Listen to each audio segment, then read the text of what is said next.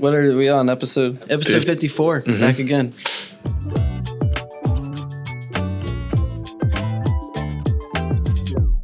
All right. Hey guys, welcome to the Inside Real Estate Podcast. This is episode 54.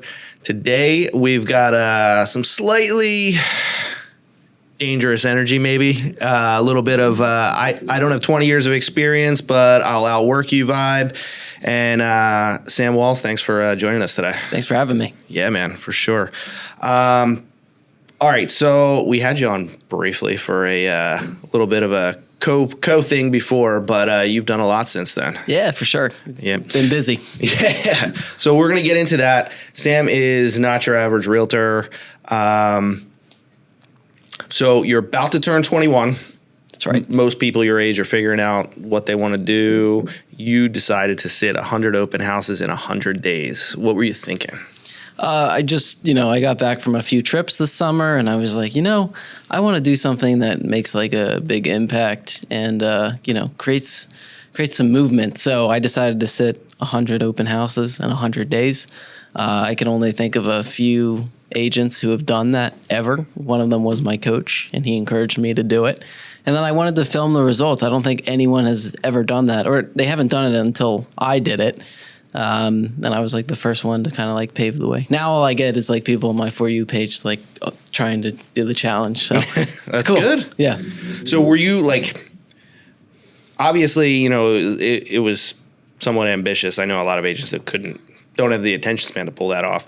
What were you like trying to prove something, or is it just kind of like, hey, I'm going to make things happen this year? A little bit of both. I sat plenty of open houses before that. I loved sitting them. I loved getting clients. Some of my best clients have come from open houses. And I also wanted to prove that open houses work. I wanted to prove that they're a viable lead source. And then I also wanted to prove that open houses sell houses for the sellers. It's not just for agents. It's also for the client. Yeah, you hear a lot of people, like a lot of agents, you get both ends of the thing. Like, oh, I love them. They're great. Some of them just do it to appease the seller in their mind and don't think it sells houses. But yeah, I think if you do it right. Did anyone tell you it was a stupid idea? Well, there's a few people who don't believe in open houses. And at one point there was a guy who kind of trashed me a bit. He didn't mention my name or anything, but he's out in Lancaster and he was like, just talking about how open houses don't work. And he had commented on one of my open house videos, like, I would hate doing that. And then I saw him post a video and it was like trash talking this random guy who's sitting a ton of open houses. And then, I look at it and he's 20 years older than me and I sold more than him this year. So I don't really care what his opinion is. I love it, man. All right. So let's talk a little bit about your psychology, right? So you're fresh into your 20s, right? And you're in an industry where a lot of people are a lot older. Correct. So do you feel underestimated because of your age? The way I look at it is I go after the clients who want to work with me, so like when I go and sit open houses, I like to sit open houses in first time home buyer price points. And we have a great time working together, and it leads to a lot of referral business for me. So, yeah, every now and then, people will underestimate me. But, once I have a conversation with someone and we really get into it and they see what I'm capable of, it completely goes away. Yeah. When I tell this story frequently, when I had my license and I got started, right? And I didn't have a problem getting opportunities, right? Mm-hmm. But in the beginning, what I did run into is my lack of experience kind of came out because like until you get enough under your belt, you don't give off the confidence vibe right away. Right. So as you gain that experience and you do get more reps under your belt, you do kind of start giving off the more confident vibe. Are you feeling that like as you go through this? At this point, I feel extremely confident and extremely competent, and that's just because I have all the sales under my belt. Age is kind of a double-edged sword the way I look at it because, it may be harder to get clients based on how you look because of your age, but at the same time, it's also very impressive the amount of clients that I've been able to get because of my age. So what do you see as like, do you see a consistency to like an assumption people make when they first see you before they actually have the conversation? Do you get any kind of? Well, I try to look as old as possible. But yeah, I mean, I definitely do see that. There's some people who, recognize that I'm a lot younger, and then there's some people who think I'm like kind of 25 to 30. So it's kind of a mix. Not everyone perceives me as the same, right? Yeah. Yeah. Have you ever lost business because they didn't trust you at your age? Never lost business because of that. If they weren't going to work with me, I weeded that out way before, right? Mm-hmm. So I've never been under contract with someone or like actively working with someone and lost that client. You just may not have gotten started. Right. Right. They may have just been like, I don't want to work with him. He's younger. After meeting me at an open house, maybe. Yeah, for sure. Yeah. What do you think younger agents understand about today's market that the older agents might not? I see that the market's moving more onto social media. Right now, I've seen homes sell from social media. It definitely grabs a lot of attention. The old ways of getting business aren't working as well as they used to. Like a lot of people don't like to talk on the phone anymore. So that's had a lot of agents have to pivot, in their business from making phone calls to interacting with more people on social media. I think that's the biggest change that I've noticed. I think you're right, because I do get a lot of my older clients that are now like I've been asking them and trying to push them for years to kind of go more in that direction. And, Right. and like they kind of, as time goes on and it moves more in the direction you're talking about, and the stuff that they were doing and had success with in the past becomes less effective, they're Right. like, oh shit, now it's time we got to start making those moves. I think, however, like open houses have remained true and tested. Like they do work. I think, cold calling works, door knocking works. I think that all works. It's just as far as following up with your past clients, posting on social media, I think is one of the most effective ways to do it. Yeah, for sure. I mean, I think some of the stuff that you're talking about is like sending postcards, that type of stuff. It's too slow for the way the market's moving. Right. Now, as far as following up, so you mentioned following up with people on social media. Paint that picture. Give me an example of what that looks like. Every single time they have a big moment, a big life moment happen, you just give them a comment, make sure you're liking their posts, interacting with them. I also post pretty much every single day on social media, so my face is always showing up. And something that I learned was that you really have to shout your message from the rooftops a lot of times before people actually notice it. And I'll give you an example. Like during the open house challenge, I filmed every single day, right? I filmed the house I was sitting, what the result of the open house, the price point I was sitting. And it wasn't until day 50 where people were calling me and they were like, what day are you on? So it took like 50 posts before people caught, the idea that I was sitting all of these open houses. Yeah. I like that. So you're mentioning like, hey, you're posting basically every day, right? Something. Correct. That's obviously the most effective way. Sure. Yeah. And I hear from a lot of people, oh, this is, posting every day is too much and yada, yada, yada. It's mostly the older generations. So what would you say to them in reference to the people that are like, think that posting more frequently is not a good idea? Well, I think that they're going for perfect every single time. And it's really hard to get perfect every single time. What do you mean? Like they're like, I have to look a certain way. I have to sound a certain way. And the reality is most of the content I film, I'm like, before I hit that post button, I'm like, I'm not really sure about this, but I post it anyway. Yeah. And that's why I'm going to come up ahead of anyone else who, is embarrassed or, nervous about how they look on camera. Okay.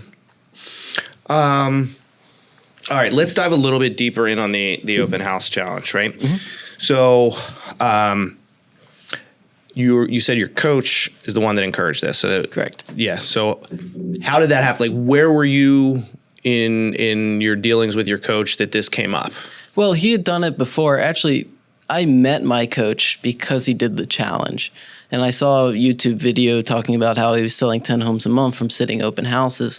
And that really caught my attention because I had closed deals from open houses. And at the time I was looking for a viable, lead source, through prospecting. And, I liked open houses. I didn't like cold calling. I didn't like door knocking. So I was like, okay, I'm going to try this. And, I started messaging him on Instagram. We went back and forth for a little bit. And then finally, like, he was doing this like free 90-day coaching. And I swiped up and I was like, I would like to be a part of this. I became the top agent in that group. So in the coaching group, like, I was selling the most. And then he actually flew me out to California to meet him. And I was at Fast Forward Movement with VXP, and I was meeting the big dogs out there, the people selling half a billion in sales every single year. And that was super inspiring. And then, I kind of came home and I had come back from all these vacations, and I was like, what can I do to just, absolutely move the needle in my business and really increase my sales? And I was like, why don't I just try this challenge? And I kind of like killed two birds with one stone, because I was posting every day on social media, and then I was sitting the open houses, and people started tuning in. And I got a lot of followers from agents across the country who were like, oh, wow, he's actually like, this is a really good strategy that he's doing. And obviously I got a ton of clients from it as well. I ended up helping 13 clients during the 100 days. And since then, it's actually been 15. Because after the 100 days ended, I wasn't filming it anymore. But, I still had people reach back out and say, hey, we're actually ready to buy now. Wow. Yeah. That's so. What's your average? Because you were. We'll get to that. What I have going on in my head. Okay, so. Did you map this out like strategically, or did you just kind of fly by the seat of your pants as far as like what was your process as far as like coordinating this? Because most of the time open houses are Saturday and Sundays. Yeah. Or like a broker's open, but you got to do it every day. A lot of people had that question of like, where'd you even find this many open houses? And I was sitting them for my listings, and then I was sitting them for my team's listings, and then I was sitting them for the broker's listings, and then I was sitting them for my other agent friends' listings. And then if they didn't have anything out of that, then I would go and I would actually cold call agents to sit their open houses. And the beautiful thing about that was I actually met a ton of agents in the area, and now I'm known as like the open house guy in the area. That's good. Yeah. Now, did you run into the issue of like sellers of these houses like during the week not wanting to like what are we doing an open house on a Tuesday for? This is a great question. And that's why I actually tried to stick to sitting vacant listings. So there wasn't any furniture in, or maybe there was staging in, but there was no one in the house, so they didn't care. It was just being marketed 24/7. Now, did you hit that road bump with the lived-in houses and then switch the strategy, or you just thought about that right off the bat and just went right for the vacants? Well, I had set, like I said earlier, like I had set so many open houses before that. I knew that was the play from the beginning, actually. Okay. Yeah. Very cool. So what did day one look like versus like day 70? Day one, I had a lot more energy. That was about it. I didn't change the strategy. The best days to sit open houses are Saturday and Sunday, like you said. So I would try to double up on those days and then kind of take Monday and Tuesday off if I could. Because Monday and Tuesday were the worst days. So you didn't need this. The stipulation wasn't it had to be one a day. You could. It just had to be 100 in 100 days. Yeah. I like it. Okay. Yeah. That changes it a little bit. Yeah. All right. When you were sitting these, okay, so open houses work. Some agents think they don't. You say they're a great lead source. You say they actually sell homes. What actually converted? Was it conversations you had at the open houses? Was it your follow-up? Was it, the energy you were bringing to it? I think it was a little bit of both. Obviously during the challenge, most of the people I converted was just at the open house and they were ready to go. I also counted a client who was referred to me by another client that I met with and closed from the open house. So like on day 2, I met a client and I ended up closing with them during the challenge. And then she referred me another one of her friends. And then I ended up closing with her, or just getting her under contract during the challenge. Wow. So I actually counted that as an open house buyer as well. Nice. But at the time, I was getting up to selling 9 homes a month. And they weren't all coming from the open house challenge. I was only posting about the deals coming from the open house challenge. How many did you sell last year? 36. Damn. And how many years have you been in this? 1 year and 8 months. Yeah. You've been a realtor for 1 year and 8 months. Yeah. Wow. Yeah. Nice, man. It was a rather quick acceleration. You took a lot of action. Yeah. 2024 when was the year I got started, and I got started like halfway through the year because I started in June. and my volume in that year was under 2 million. And then my total volume in 2025 was 10.6 million. Where are you? Okay, you did 36 deals last year. Yeah. Are you close to being maxed out for what you can handle as a single agent? I don't know yet. We'll figure that out. I mean, well, the way I look at it, right? So last year, Q1 is always the slowest part of the year, you know, across the board, at least where we live, because it's a tundra out there, man. No one wants to go buy houses. But, you know, Q1 last year, I sold like 600,000. And Q1 this year, I'll sell about 3 million. Nice. So that's about close to a 5x growth. And It just comes from connections, building your database, that kind of stuff. definitely. Like the people I've closed so far, I'm getting a lot of obviously people from open houses, and now I'm finally starting to get a lot of referrals as well. My first year in the business, I closed no deals with my sphere. Like, think about that. Not a single person like that I knew. Like, I worked with only strangers, people who I didn't know before, and I got them to trust me, and then they bought houses with me. So 36 deals last year. What did you do in your first? So last year, in like 12 months or like the 8 months of your second year? Like how many? Yeah. Great question. Yeah. So I was referring to 2025. So all of 2025, 36 deals. So in 2024, how many did you do? 8 deals. 8 deals. Yeah. So like almost 4 times increase. Yeah. Wow. Okay. Yeah. No, it was. Yeah. I made a video about it too. Yeah. And it wasn't like rocket science. I didn't change markets or buy leads. It was just No. I just kept doing the same thing that worked, and I just did more of it. Putting in the work. Yeah. Now, you said you closed about 15 from the open houses. How many leads did you come out with? I didn't really even track the amount of leads I did. But you still have some that... The only thing I cared about was how many clients I was signing. And right now I sign a client every 6 to 7 open houses. So it's seems good. Pretty worth it. Yeah, no, it is. I mean, I've tried so many different things, you know. I actually did buy leads last year. I bought Zillow leads, but it didn't really work. Out of the 100 open houses, how many of the houses you were sitting did you actually sell? 3. Yeah. And those, it was kind of cool actually, because 2 of those 3, like, the people had no idea that there was an open house even happening. They didn't see it on Zillow or anything. They didn't have an agent. They literally saw my big A-frame signs in the street, drove up, were curious, came into the house, and then bought the house. Wow. Impressive, man. Yeah.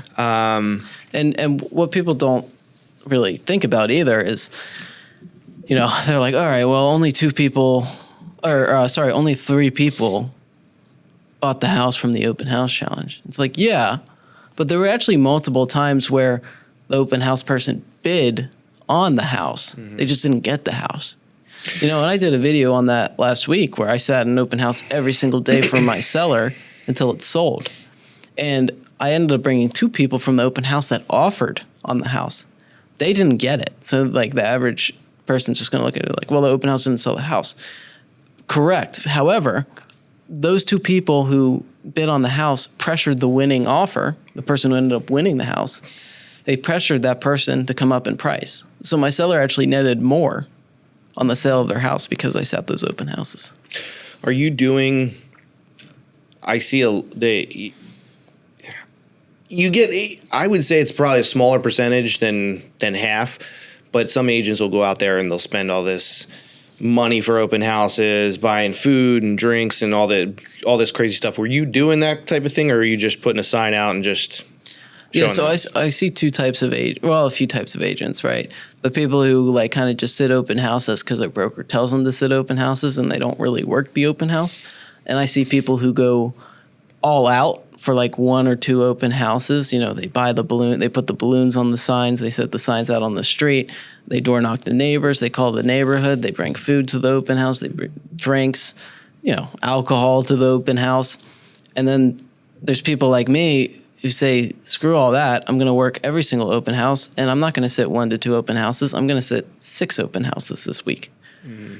And I think that's how I'm coming up ahead. So you're not, buying refreshments. You're just at the open house being a very attentive agent and working the people coming through the door. Correct. I just keep it super, super simple. Yeah. And I think that's great. And I think, so, yeah, there is the number. You're more likely to pull a buyer client that's not for that house out of an open house. But like you said, you will, in some cases, sell that specific house or leverage the attention to sell that house, even if it's not a buyer that specifically came through there. So, just from a business standpoint for you as a real estate agent, even if it doesn't sell that specific house, there's still huge upside to doing these. Correct. And you're right. Like, it didn't sell the house, but a lot of times it actually, number one, pressures people to get an offer and pressures people to put in an even better offer.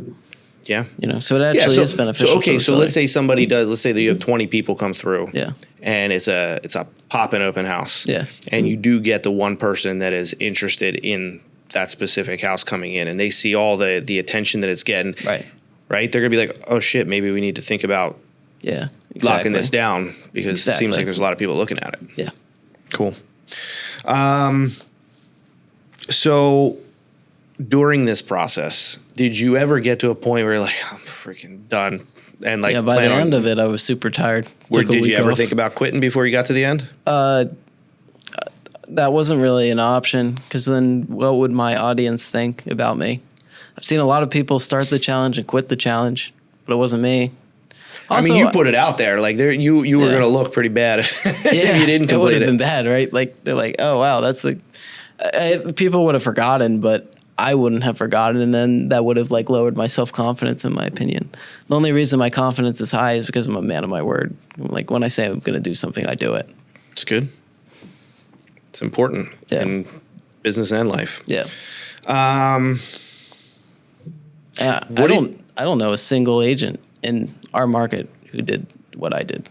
No, I don't think so. I think most of them are. And that's why I put it out there, too, because I knew no one was going to want to do it. I think the vast majority of the agents who do open houses are doing it because the seller wants it. Yeah. I think there are some that believe in it and build it into their business, but they're on the smaller percentage of the agents out there. What did you learn about people in that 100 days? Like, how they think? I got really good at question-based selling. So it wasn't, I really am there to try to help them out. I learned that a lot of people coming into the open house are unprepared.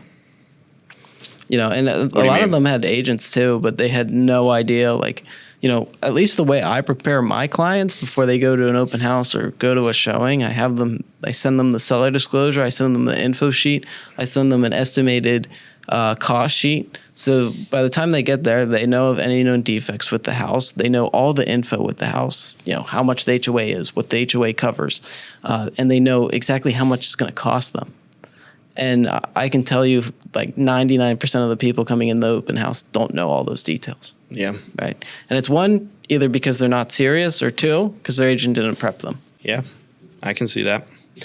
What, where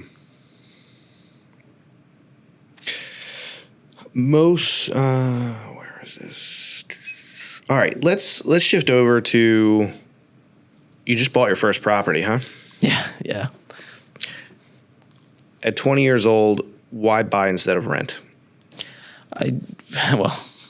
Talking to a realtor.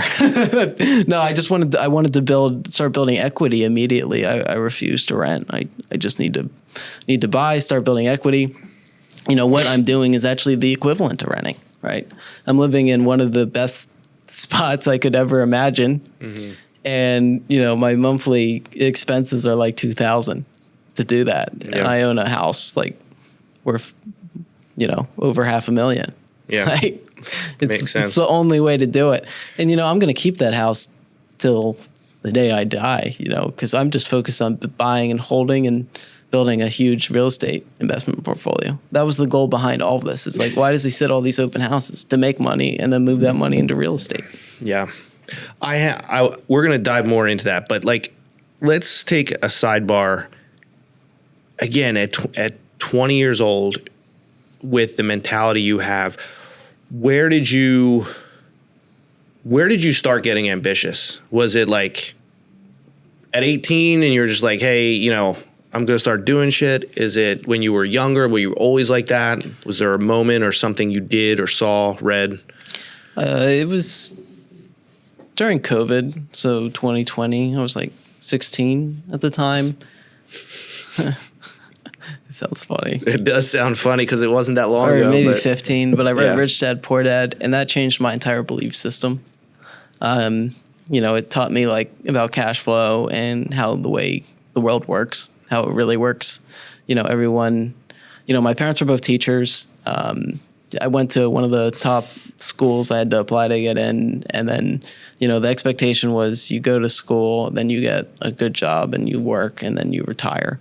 But I didn't really like that existence. And when I was in high school, when I was in college, during that time, I just kept trying to create these businesses. And the goal of those businesses was actually just to have an excuse to no longer have to go to school because I hated it so much. So failed 6 different businesses, from like a financial newsletter to a clothing brand to web design. I failed multiple businesses. And then I found real estate, and real estate kind of just clicked. Okay. Yeah. So I hear that. Yeah. It all makes sense. But what was it? Like you picked up Rich Dad, Poor Dad. Right. What made you do that? Like what started all this for you? Was there something that you were just like, the rat race sucks, and this, like, was there a moment? Yeah. I just have entrepreneurship in my blood, and this is, I would rather do this. I'd rather work, 24 hours than, a 9 to 5. I can't stand working for other people. That's just it. I hear you, man. I just can't do it. I'm with you. Yeah. I always say I wasn't meant to have a boss. Yeah. Okay. I love that, man. It's you're super impressive. I mean, I've known you for about a year or so, and I mean the rise in that short period of time is very cool to see. Yeah, thanks.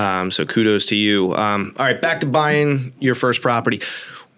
Was there anything that you were apprehensive about, scared about, and what was it? Definitely a lot of, nerves there buying your first place. Like, walk clients through it every single week. I see it. It's definitely more real when it's you in the driver's seat buying your first place, and you're also like negotiating on your behalf. It's actually, I learned that it's really nice to have a realtor because they kind of act as a middleman, and they're there to kind of like calm you down. And, I think that a lot of people would struggle being their own agent because there's a lot of nerves at play and there's a lot of emotion at play. Yeah. It was hard for me even. So I think on that point, right, I think there's a lot of agents that I'd be like, would they even want themselves to be their own agent? Yeah. How do you feel about that? Do you think that, would you be okay with yourself as your own agent? I mean, obviously you were. Yeah. But, did you trust yourself enough, at that point? Well, obviously. No, but yeah, well, Were you like, maybe I should go get there an were agent? times where I thought that, but I actually, from the whole process, I actually think that I'm a very good agent, because I'm just so driven, and, I've been through a ton of transactions. I have a ton of experience, and I don't think buyers are going to get a similar experience like they do with me anywhere else, just because it's all I do. I mean, I'm single. I live by myself, and I love real estate. So Nothing all but I time. do, I have a client right now who's like a therapist, and she's like, I tell all my clients to do anything but work, but it's different when I'm working with you. It's like you work all the time. I don't know how you do that. Yeah. Yeah. Totally. So let's talk about this house. So it's multi-unit. So it's 2 units. 2 units. So you have duplex. you have a you have a tenant Mm-hmm. and you're in the other unit. So does this place need a crap load of work? Was it pretty much ready to go? The tenant's unit is updated. My unit was actually okay. I'm really just going over the top on my rehab, but that's because I'm going to live there and I want to make it super nice. Are you planning to be in this situation like this is going to be your spot, you're going to keep renting that one out and then eventually just buy the next property? Or are you planning on fixing this up, putting a renter in there and buying the next property? I actually want to live there just because it's my dream location. I'm 2 blocks from Barnaby's, like right next to the main street in the Westchester borough. I can't imagine buying any other spot closer than that. I am already looking at another multifamily deal. I'm going to be looking at it this week, which I actually want to make a move on. But I don't plan to live there. Right. You know, I'm going to stay in this one. Cool. And the tenant's very nice above me. You know, I plan to keep her. Yeah. So. Is there, so when it comes to like those type of properties, people always talk about like adding value, meaning, you know, hey, can I upgrade this place to get the rents up and stuff like that? Is that something that this place has room for? Yeah, absolutely. Your unit, of course, but like what about the other one? Is there's room to upgrade that at some point? Well, the answer is it always depends.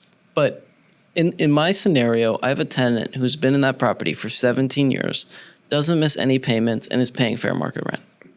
So why would I, kick her out to renovate There's it? no need. There's no need to. There's no need. I can renovate my unit. Once I'm done renovating my unit, I know that it's going to cash flow a few $100 every single month. Mm-hmm. And when I move out, it's going to cash flow even more because the rents just go up. Yeah. Right. I already looked at the rental comps around me. Like, I would say my tenant might be $50 to $100 below market rent, but that's not Nothing. awful. I mean, to have a good tenant, like, never underestimate the value of it. 17 years, huh? Yeah, she's been there forever, and she really cares about the property. And she doesn't cause any trouble. That's not always common with tenants. Yeah. Believe me. So I'm like, you can stay. You're good. I'll renovate my unit. I'll make my unit very nice. Mm-hmm. It's a house from 1850. Cool. So it's an older home. It's going to need work, but it's prime real estate. It's going to appreciate extremely well. Very nice. Very happy with it. How'd you finance it? I did 5% conventional down. I used Sean Maloney as my lender. I know you've had him on the podcast. Sean Maloney. Shout out, Sean. 5% down, got 3% seller assist. I also got a commission. So I'm only $20,000 in. I bought the property for $545,000. It appraised above value at $550,000. Once I do all my renovations, I think it will appraise for at least $600,000. Very nice, man. Yeah. What would you tell a 22-year-old listening right now who thinks they can't buy? Yeah. Well, have a conversation with me first, and we'll figure out if you actually can. It was funny. A lot of people, there were those 22-year-olds that reached out to me after they saw me buy that house and post about it. And the answer was, well, we need to have a conversation. I filled out a mortgage application a year before I bought my first house. Like the key is in the preparation, right? Like when the time comes, you're ready to go. And, I would say that 22-year-old, like, you absolutely can buy your first house. I'm assuming that they have a job. Otherwise, it gets a little bit more complicated. But I could actually still think of a few ways around that. But there's a lot of programs out there for first-time home buyers. You have the PHFA grant, which can give you, up to 5%, in closing cost assistance on your first home. You can do an FHA deal where you get 6% seller assist. You can do an FHA deal with the grant, and the grant gives you 5%. Seller assist gives you 6%. You have to bring at least $1,000 to the closing table. Like I've had clients only bring $1,500 to buy a house, which is crazy. I mean, there's and the way I did it was I think I did it the best way, which is why I did it, obviously. I got seller assist, but I bought a multifamily deal, so the tenant pays over half my mortgage every single month. My monthly payment, my principal, interest, tax, and insurance, she pays over half of that every single month. I am living, the spot that I'm living in Westchester, I am living there cheaper than anyone else. Like, seriously, think about it. Like, there are some tiny ass apartments for over $2,000 a month. Exactly. Yeah, that's amazing, man. That's the way I would do it. And also, you actually have more buying power when you buy multifamily. In my scenario, the lender was able to use 75% of the tenant's rent and actually put that As towards your income. as extra income. Yeah. Yeah. Okay. So now let's get a little bit outside of real estate here. So you also upgraded a lot of things. You know, over the course of the year. I know you bought a car this year too. So so that's an upgrade. Was that needed? Wanted? You know, It was you a thought want. it was a Yeah. want. Did it? I crashed it. No, you did not. Yeah. Got to buy another one. Yikes. It's okay. We have insurance. But yeah, and then Yeah. okay, so that's crazy. Whoops. And I've also recently seen, like, you invested in your attire recently, right? Yeah. So do those things, cars, you know, putting your money where your mouth is and actually doing the thing that you're helping other people do, investing in the way you look, like, is projecting success part of your strategy? Yeah, absolutely. Winners want to work with other winners. Successful people want to work with other successful people. I think the top agents that I've met in the world, the people who have billions of sales under their belt, they kind of just have an aura to them. It's like you meet them and you want to work with them. Mm-hmm. It just radiates off of them. They're like, I want to work with this guy. Yeah. He's cool. He's cool. He's doing it right. He's doing something right. Yeah, you just get that. And that's what I'm going for. You know, I'm building that huge portfolio. I'm getting really good at sales. I'm getting really good at working with people, understanding their needs, you know, getting them to that finish line. So I work with agents that on a deal by deal basis, they're good. But as far as like running a business, they're not really doing that. Yeah. So are you on your end, like you're taking all this action, yeah. and you're doing all these things, and I think you have like a high level plan. Are you actually breaking it down and looking at numbers and running this like a business right now? Yeah, absolutely. You know, and that's why I've been able to like buy the house and renovate the house and still feel extremely financially comfortable. And while I'm able to buy this house and then this week look at another house to also buy, it's just, you know, in a matter of months, matter of weeks. Yeah. Yeah. Wow. How much does perception matter in real estate? Perception's everything. Okay. It's, you know, that's why you see me post on my story all the time. That's why you see me post every day. People need to understand that you're busy and that you're good at what you do and that you sell a lot of real estate. Can you fake it? You can fake it. I mean, do you think people can see through that? When it comes to real estate agents utilizing social media, because you see a lot of people doing things, but you never see, like, and not never see, but a lot of times you'll see them doing a whole bunch of stuff, but you don't see them actually in and around the houses that they're selling. Yeah. I mean, I don't think the consumer really actually pays that much attention to it. I mean, I know that, you know, other agents can definitely tell. They're like, you know, you can go look up my sales right now on homes.com and you can see how much I'm selling. Mm-hmm. You know, I often do that. Like if I'm doing a deal with another agent, I actually look up how much they're selling. Yep. So I know how experienced they are. I hear from notable number of agents that they're always like, oh, these agents are always out there talking about how many homes they sold and this, that, and the other thing. What are your thoughts on that? Is that good, bad? You know, everyone just has, you know, some people are very proud of the amount of real estate that they sell and like it's their life. So, you know, they want to shout it from the rooftops and that's fine. I think it will actually get them more business. I understand where they're coming from. That's where I was going. Do you think there's actually a ROI on making sure people know what you're doing? Absolutely. 100%. I think it's totally worth it. And I think, you know, if agents are like complaining about other agents posting about how much they sell, it's probably, you know, them feeling a little bit jealous of those agents selling a lot.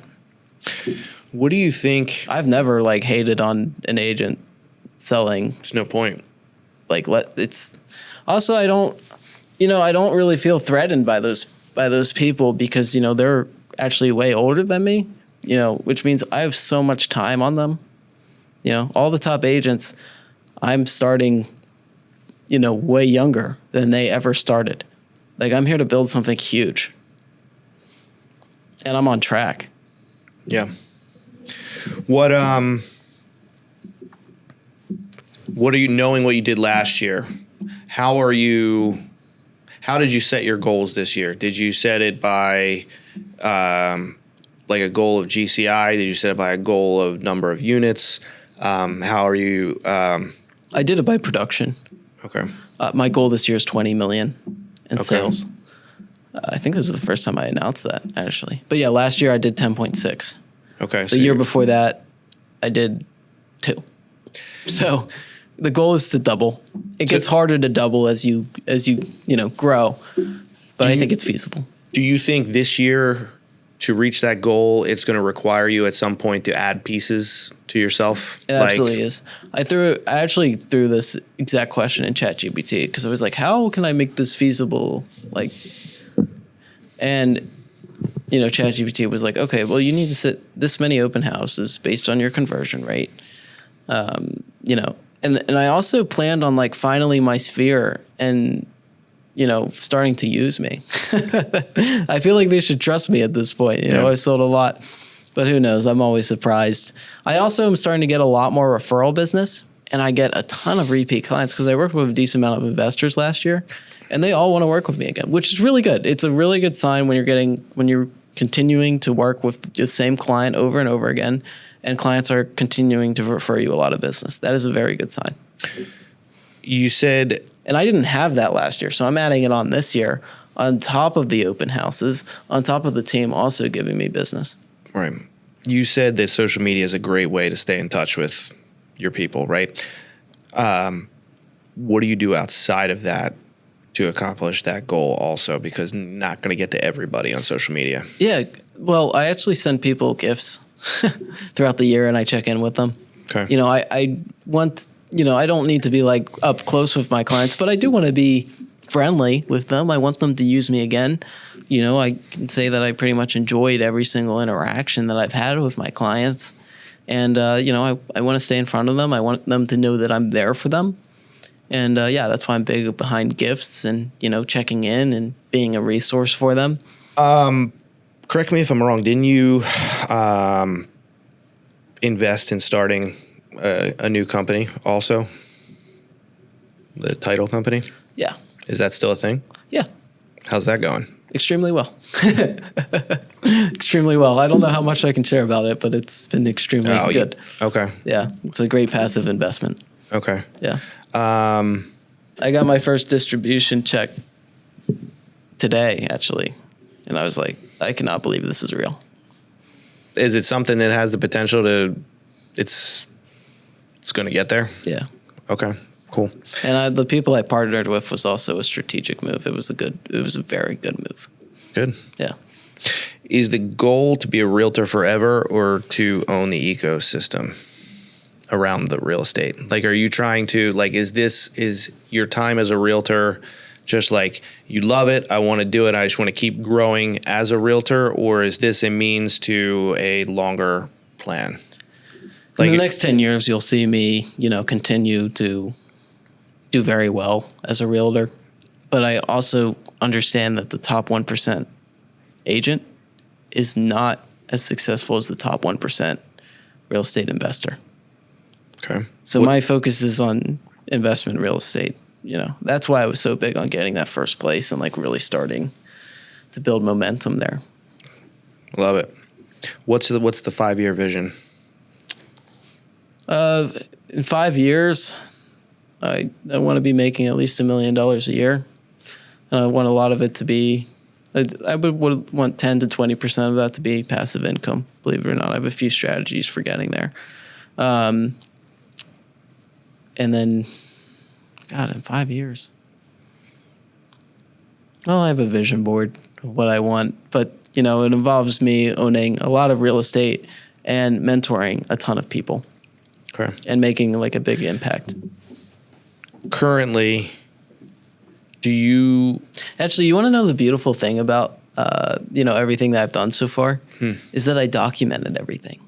So in 5 years, when that younger agent comes to me and they're like, why do I have to do this? This is harder than I thought. I'll just point them right back to today where it was like, well, I sat 100 open houses, 100 days. Like, I believe in, practice what you preach, So if I'm telling someone to do something, it would be great to know that I did it before them, and I probably took it to the next level, Do you have room to complain if you're not willing to put in the work?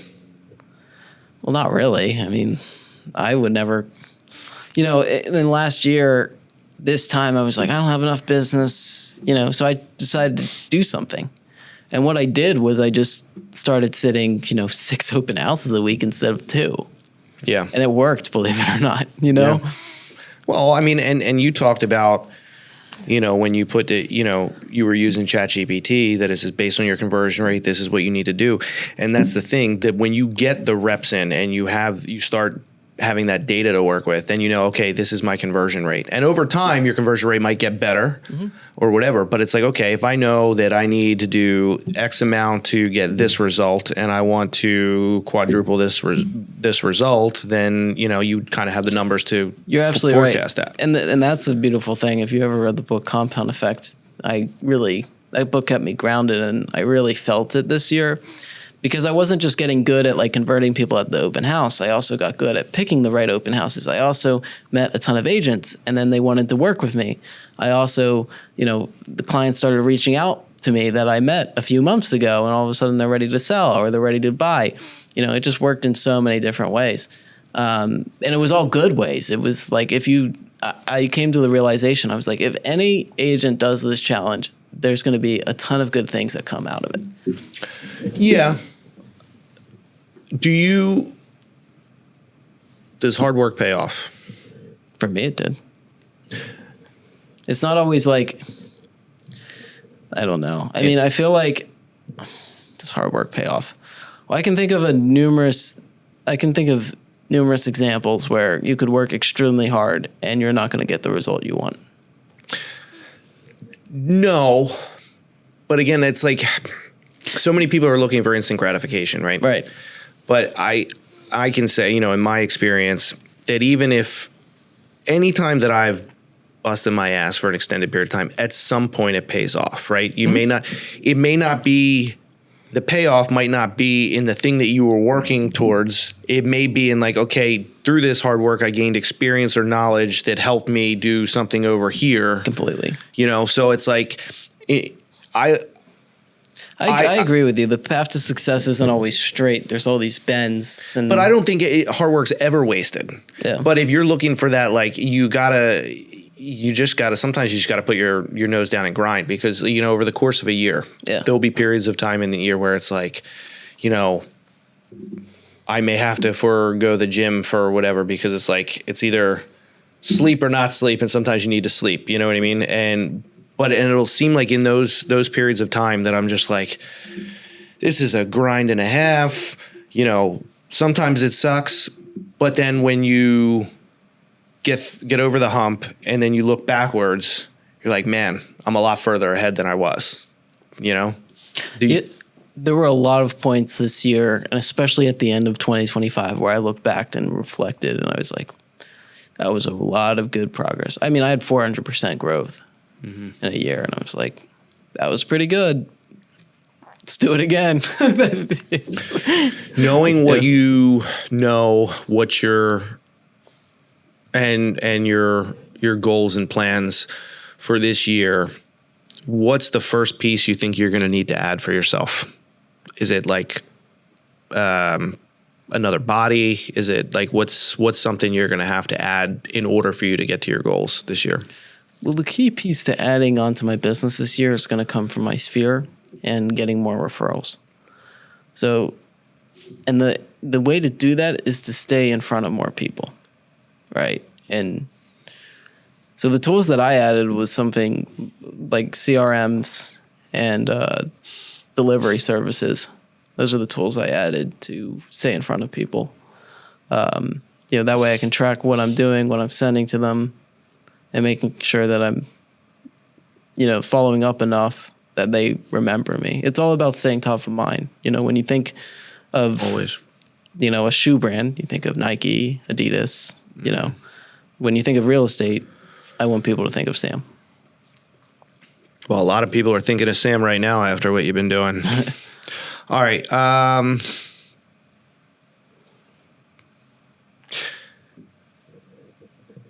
What's the biggest excuse you hear in the industry today for The market.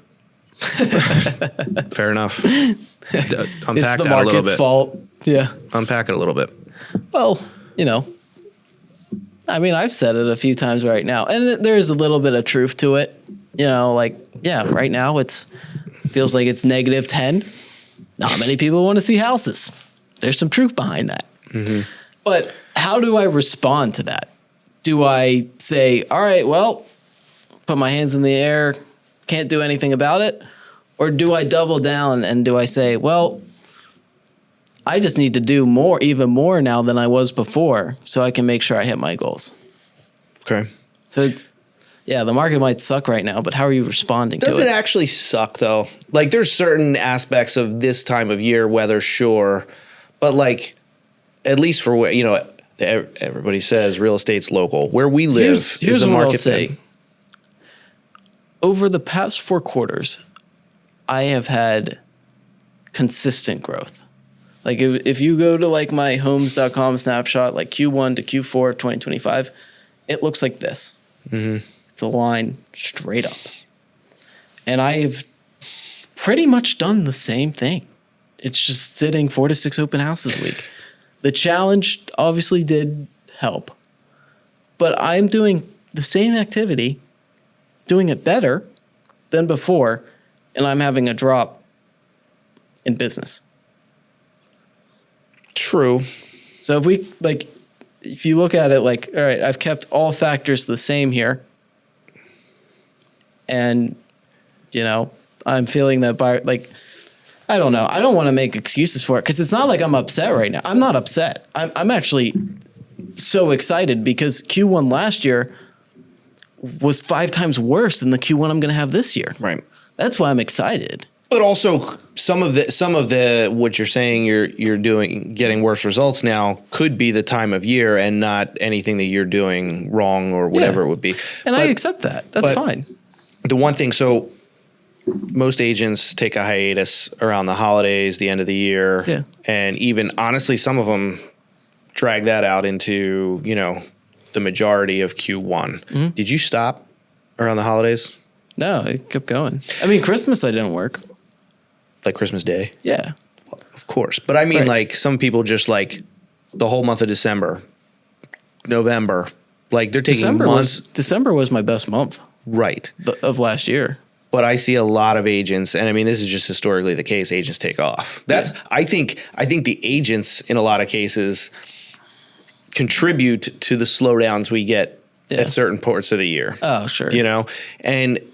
But I also see the agents that are growing, the ones that are having the most success, they have a consistency year round.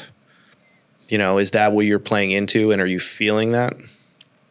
That not taking your foot off the gas. Yeah. Because you're talking. Yeah, I haven't taken if I could go back a few months, I might have planned a vacation during this time because it was a little slow.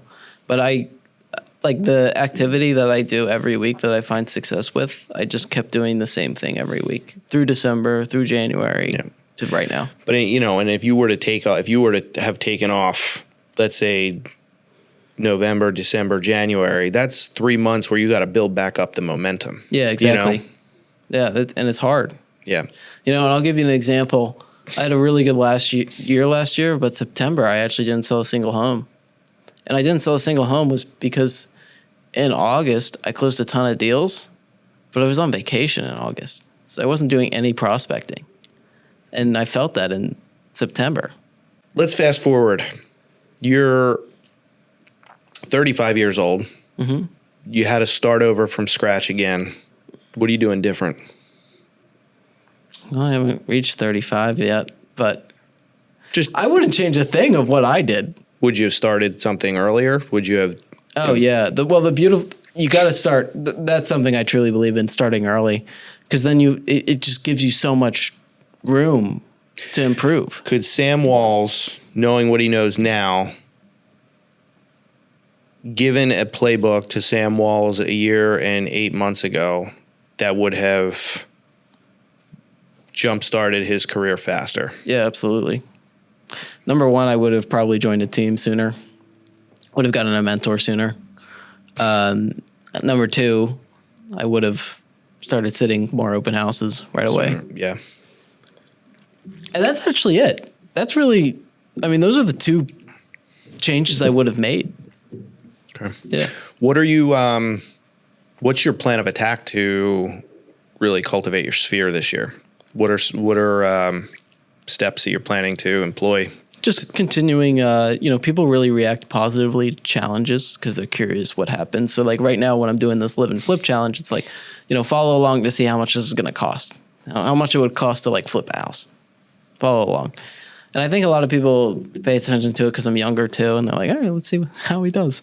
Yeah. But yeah, it's really just, it's in collaborating with more people as well, just growing the business. And it's just honestly the only answer I can really think of is just posting more on social media for Sphere. Fair enough. I've already called all of them and told them I'm in the business, So now it's just. Yeah, you also have to hammering think away. like most of my Sphere is like in college. It's good. I was actually with one of my lender clients, and we were out in Westchester doing some video stuff. And I told him, I said, we got to get him to do some man on the street content. And there was these. We were on the corner of Gay and High. Yeah. And this group of guys, still in college, walked by. Like, oh yeah, dude, what are you doing? And he's like, oh, I'm just a lender shooting some videos, whatever. And let me know if you want to buy a house. And the guy stopped in the middle of the road. Like you kind of tell the wheels were turning. And he was like, huh, I never really thought about that. Maybe, maybe it's something I should be thinking about. And it's like, you might have an untapped market there. I mean, not that it's not like untapped, but I think if you can plant the seed earlier for a bunch of them, because back to the beginning, when we were talking about like what you're doing now at your age, most young men and women are not there. Their That's thought why I'm process so isn't there. excited, right? I was supposed to graduate next year. The people I would have graduated with are like trying to find their first job. I'm well established and I'm building a real estate portfolio. Yeah. That's the power of starting early, right? Yeah. And I'll give you an example of like how I'm growing, like getting Sphere from my business. Like my dad came to my settlement and I was, purposefully, I was like, come to my settlement, let's grab pictures together. And we collabed on Facebook and he made a post saying like, congratulations to my son. He's done so well as a realtor. He just bought his first place in the Westchester Borough. That is like the steps I'm taking to interact with my Sphere. Okay. Because my Sphere isn't buying homes, but my dad's Sphere is absolutely. Yeah. No, for sure. And you're going to be getting close, as you get older, you're going to start opening the door to the older people too. Right. I mean, all I can hope is that like the people are, like my friends and family are watching me right now. And in 5 years, there will be no doubts of who to call because I've been leave no doubt, crushing right? it for 5 years. You know what I mean? Like, yep. Make you build yourself in. What did Hormozy say? An undeniable. I love Alex Hormozy, but I don't know the line that he's basically saying that like you make it undeniable that you are who you say you are. Oh yeah. You know what I mean? So like all the stuff you're doing, you're documenting it. I'm a big fan of Alex Hormozy. Yeah. Yeah, for sure. My belief is in making an offer so good that people feel stupid saying no. And then also just doing more.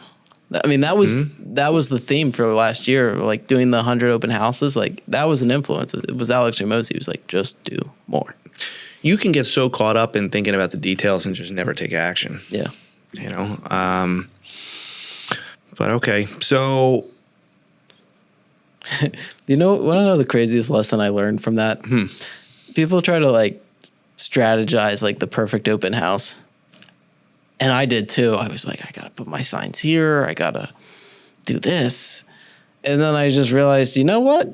This is actually just a numbers game. How many open houses am I sitting? Like, Contact sport, man. yeah. Okay. So what's your number one belief that gives you your edge? I'm just way ahead of the curb, you know, and that gives me a lot of confidence. I don't, you know, I do everything I say I'm going to do. Like, I announced on another podcast that I was going to sit the 100 open houses before I did that. 2 weeks later, I posted my first video for the 100 open house challenge.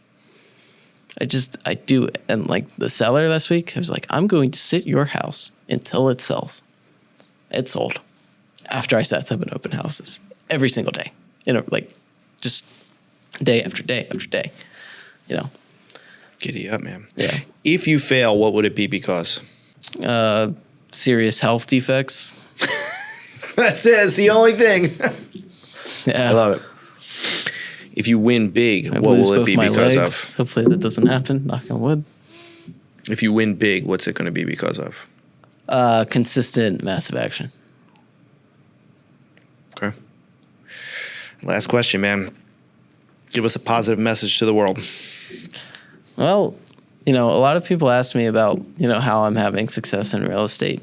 I didn't come, like, people might be like, well, what's the secret? You know, started with nothing. I bought a car for my grandmother, this old beat up Honda. I started as a solo agent. I had no family in the business. So I started with nothing. First 4 months, didn't sell anything.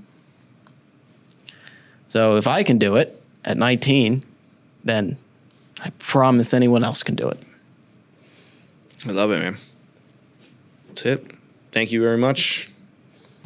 That was good. That was fun, right? That was.